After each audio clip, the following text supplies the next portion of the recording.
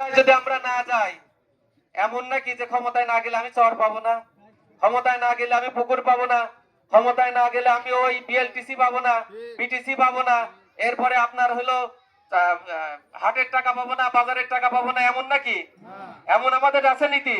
তাহলে আমরা 100 বছর পরে ক্ষমতা গেলেও সমস্যা নাই, কারণ আমাদের লক্ষ্য হলো আল্লাহর সন্তুষ্টি। আর এই আল্লাহর সন্তুষ্টির মধ্য দিয়ে আমরা কোথায় যেতে চাই?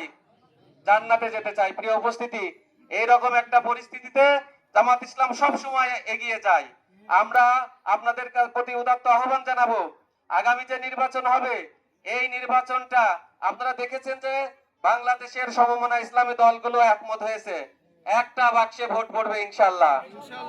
সবাই এবার আমরা কি ওয়ান বক্স পলিসি আমরা গ্রহণ করব ইনশাআল্লাহ।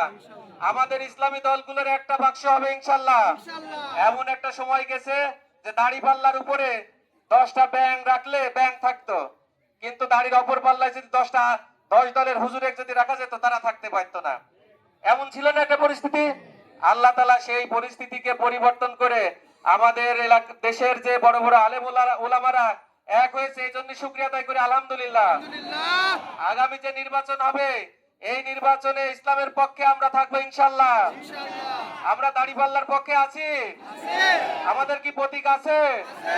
ইনসাফের প্রতীক আছে, জনমানুষের প্রতীক আছে। ওই কোন সে প্রতীক?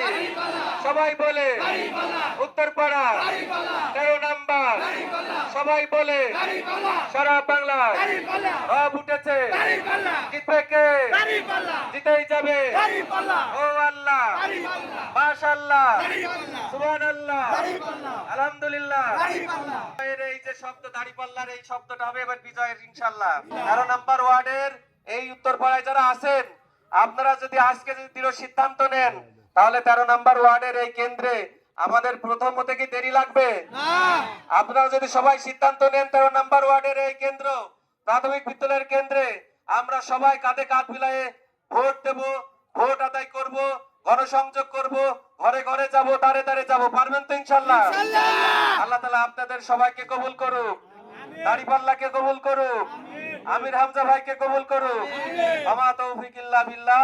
আসসালামু আলাইকুম।